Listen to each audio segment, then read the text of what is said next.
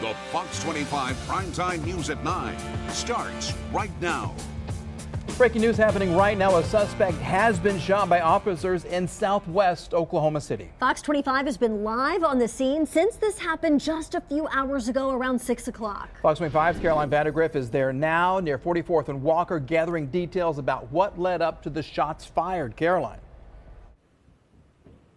Well, police have been here for several hours investigating exactly what happened. I want to give you a look at the crime scene.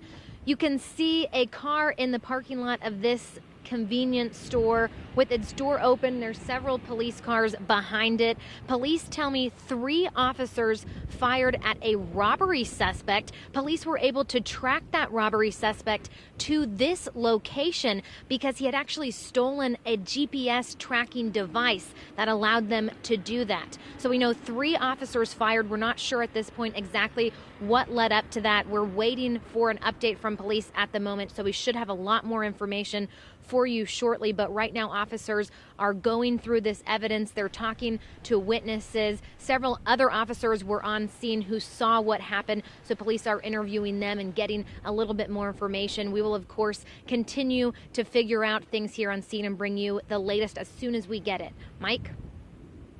Caroline, thank you. The snow has moved through the metro, but it is a frigid night out there right now. This is a live look at downtown Oklahoma City and all the lights. The temperatures in the 20s tonight. It was a busy day for crews clearing those roads.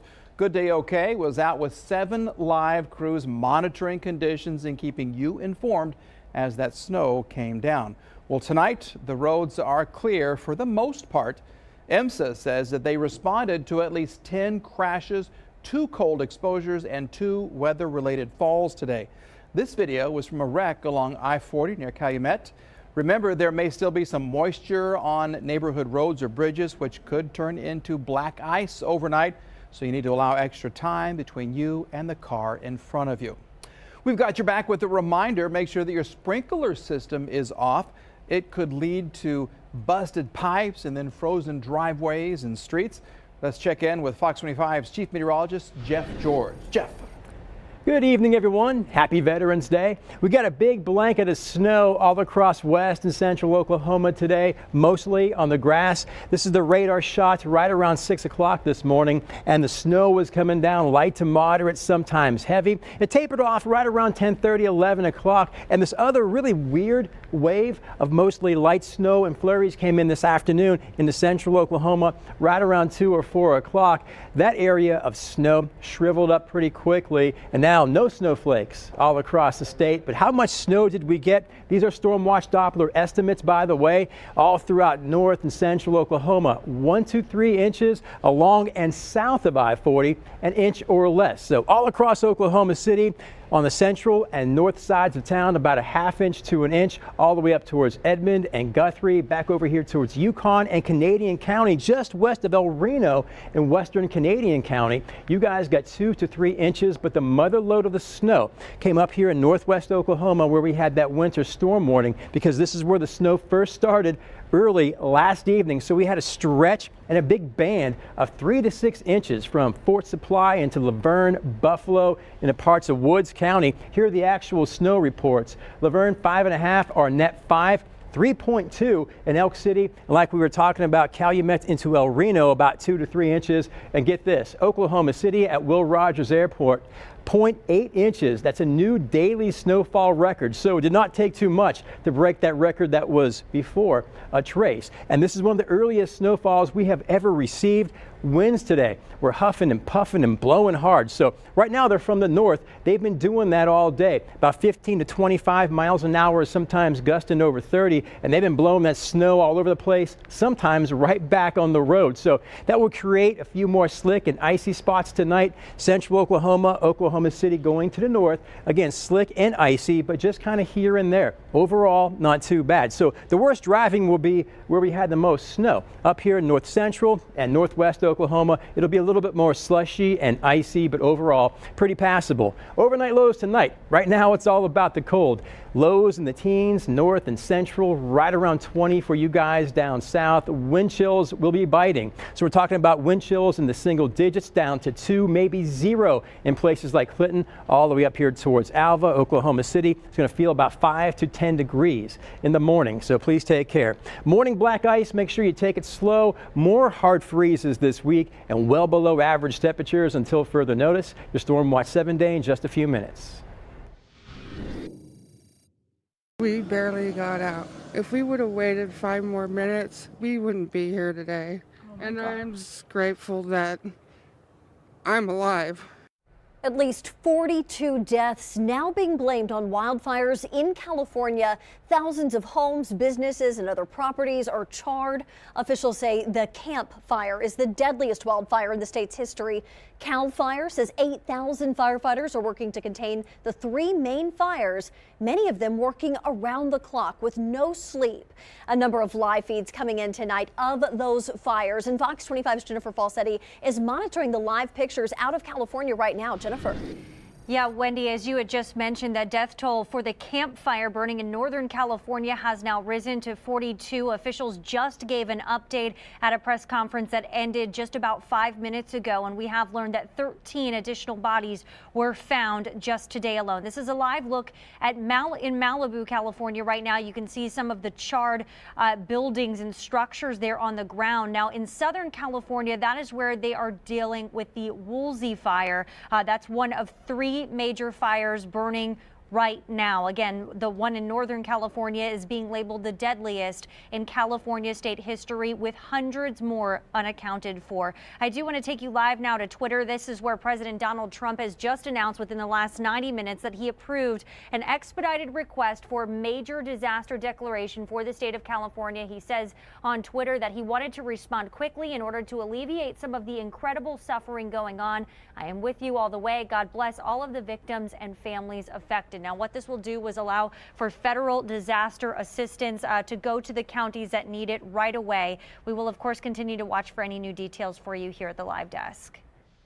Jennifer, thank you. 3 officers are on paid leave tonight after shooting and killing a man at a bar in Muskogee. This happened just hours ago at the I Don't Care Bar and Grill. We have just learned that the man who was killed was Andrew Cana. Police say that they were trying to serve a warrant and nearly had him in cuffs when he reached for a gun. That's when officers fired shots. Cana was wanted for domestic violence and assault with a dangerous weapon. A doctor shortage for veterans in the metro. No on-call or overnight surgeon at the Oklahoma City VA for a number of days this month. That's according to the Oklahoman. They're reporting one surgeon left because of personal reasons, while the other left because of a visa issue. Hospital officials say they're still performing surgery, but they don't have someone to cover all evening hours. They also say 2 new surgeons are starting this month. The investigation happening now in Norman after a Veterans Day event sent one person to the hospital. The city says wind from a Chinook helicopter that was landing at Reeves Park knocked over people who were attending. City officials tell Fox 25 police directed everyone to clear the landing zone, but some were still too close.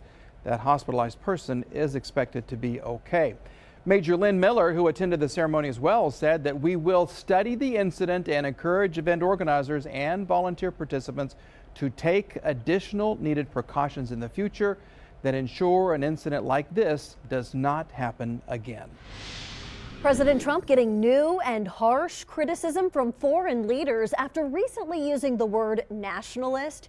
Trump insists his use of the word has its roots in patriotic love for country. This is a live look at the White House tonight, where the president has returned after his trip to Europe. French President Emmanuel Macron used the anniversary of the end of World War I this weekend to go after President Trump's America First agenda and self-proclaimed nationalism. Nationalism is a betrayal of patriotism by saying our interests first, who cares about the others, as the very opposite of the selfishness of a nation which only looks after its own interests, because patriotism is the exact opposite of nationalism. President Macron also suggested that maybe it's time for the EU to develop its own army to defend itself against Russia, China, and the United States. White House officials pushing back, saying that comment is out of line after decades of U.S. service protecting the French people and spending trillions of dollars doing so. A new governor is headed to the state capitol, but the question remains about the future of education in Oklahoma. Now, some teachers say that they are worried about Kevin Stitt's plans. The governor-elect promises to continue the progress and pay them the market rate. But just last week, he said the unions could not determine the narrative. Now, Stitt is promising to reach out to everyone involved. Those teachers say that they are willing to work with Stitt if he has the best interests of the children in mind. Charles Eli with our sister station in Tulsa has more. Funding, funding, funding. Don't tell me you love me. Give my kids money. Last spring, the teachers got about 60% of the pay increase they want over 3 years. And all they want to increase a starting teacher's pay by 10 grand. They're grateful for the progress, but they want more from Governor Stitt. We would like to have a living wage for our own families and be able to take care of our kids. And when I say our kids, I mean our students, because those are our babies too. She says they also want more dollars for the classroom and for their support staff. Our state secretary of education agrees. She says we need to be nationally competitive in education, and that will take an additional $440 million over 8 years. Increase dollars in the classroom to reduce class sizes, to ensure that our students have textbook, technology, as well as the right people to support learning. She's among those who understand there's a lot of emotion involved in the process. Union superintendent says there's also a lot of optimism, but we have to replace more than $200 million in budget cuts from the last decade, and that includes funding outside the classroom. That has to do with more money for resources, for counselors. There are a lot of operational services that schools provide that the public doesn't always see that is imperative to the educational process. So we're still in a recovery as far as I'm concerned. Charles Ely, Fox 25 News. Coming up, a horrific child abuse case this past summer sparks debate about Oklahoma's homeschooling laws. We've got your back, looking into how much oversight there is for homeschooled children and why one group is trying to change that. Plus, new guidelines just released about how to treat high cholesterol. We're going to tell you how the changes could prevent a stroke or heart attack and what you need to discuss with your doctor at your next checkup. From the Fox 25 studios in Oklahoma City, this is the Fox 25 Primetime News at 9. We have some breaking news happening right now in Albuquerque, New Mexico. That is where there is reports of an active shooter and 3 people now in critical condition. This is a live look at the scene where you can see a heavy police presence there. No shooter in custody at this point. Again, 3 people were shot. They are in critical condition at a nearby hospital. According to sources on the ground, they do say that this started at a warehouse and that the shooter was an employee of that warehouse. Again, we do not know the identity of the shooter, why they started shooting, just that 3 people are in critical condition and police have that entire area on lockdown as they investigate. We will, of course, stay on top of this and have more for you here in just a few minutes. Jennifer, thank you. Right now, we do have an update on that breaking news that we told you about at the top of the newscast. Fox 25's Caroline Vandergriff just talked with police about an officer-involved shooting. She's live near Southwest 44th and Walker. Caroline, what did they tell you? Well, we just learned that the man police shot has died. He was taken to the hospital where he later died from his injuries. Police also told us this started out as an armed robbery several blocks down the street, and the suspect stole something with a tracking device, and that's how police were able to track him here to this parking lot. You can see a car with doors open and several police cars behind it. That's where police confronted the suspect. Then they somehow followed him across the street. We're not sure exactly what took place, but police told us they were able to listen to body camera footage on several of the officers where the officers are saying commands like drop the weapon, don't grab your weapon. But we do know 3 officers fired shots. At this point, Police have not talked to them yet. They have 2 days before they can interview them and really get more information about exactly how this happened. Right now, those officers are on paid administrative leave, which is standard procedure in officer-involved shootings. We will, of course, be continuing to track down more details on this and bring you any new information as soon as we get it. Mike and Wendy. Caroline, thank you. Let's go live now to Baltimore. American bishops are meeting there this week, but that event is overshadowed by the Catholic Church's sex abuse scandal. Now we have word that the Vatican is trying to interfere with efforts to address the horrific allegations. Fox News religion correspondent Lauren Green has more. At the insistence of the Holy See, we will not be voting on the 2 action items. An abrupt change of plans at the Catholic Bishops' biannual meeting in Baltimore. The Vatican, at the last minute, inserted its own authority as the bishops look to take decisive action on the sexual abuse crisis. They're having some hope that we seem to be moving in the right direction to say all of a sudden, okay, you can do everything but actually end up with an action item at the end is frustrating for us. The 2 crucial measures, one, a new code of conduct for bishops, and the other, a civilian-led investigative body to look at high-ranking clergy who cover up abuse or are abusers themselves. The delay angering victims and the message it sends. What they are telling Catholics and the American public is basically, we care more about our organization and our princely titles and positions than we care about children. Since the bishops' last meeting in the spring, they've witnessed the fall from grace of Cardinal Theodore McCarrick, forced to resign and withdraw from ministry after a long history of abuse. Then came the bombshell Pennsylvania grand jury report uncovering 300 abusive priests and more than 1,000 victims. Since then, at least 12 states have opened their own investigations. Catholic experts say this is the biggest crisis for the Roman Catholic Church since the Protestant Reformation. But it's the human toll that has become a constant and ever-present reality. Abuse of a child is the closest that you can get to murder and still possibly have a breathing body before you. The Vatican didn't give a specific reason for directing American bishops to stand down on any decisive vote. One expert speculated that because the abuse crisis is a global problem, the Vatican wants to set global standards when Pope Francis meets with them in February. In Baltimore, Lauren Green, Fox News. You may want to think about driving the kids to the bus stop in the morning. Lots of layers. Temperatures in the teens, wind chills in the single digits, maybe even close to 0. Recess still freezing, only up to about 35 tomorrow afternoon. More deep freezes this week. And I have some viewer pictures for you in your Stormwatch 7-day at 9:33. Fox 25 is giving a deserving family a new furnace valued at up to $5,000. Winter Warmth is a partnership between Fox 25 and SunTech Heat and Air. Visit us on Facebook or on our website at okcfox.com to nominate a family. Now remember, you cannot nominate yourself.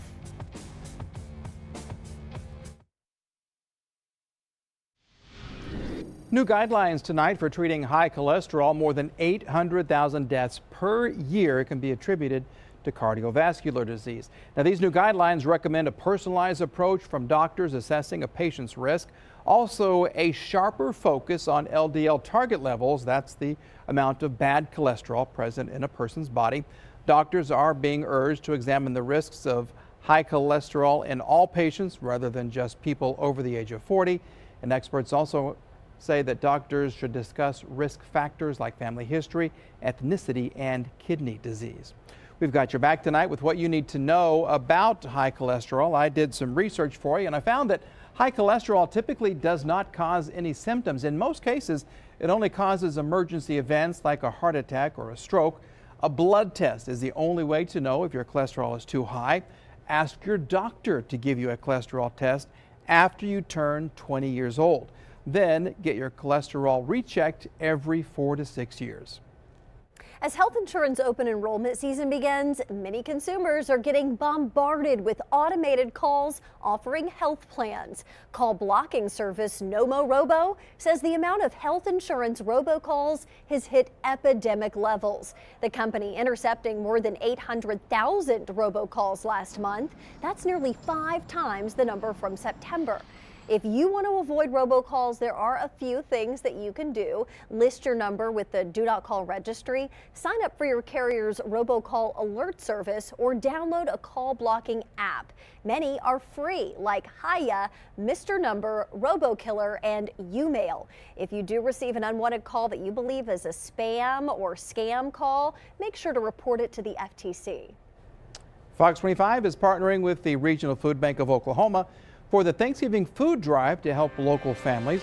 Between now and Wednesday, you can donate food at any Buy for Less, Smart Savers, Supermercado, or Uptown Grocery.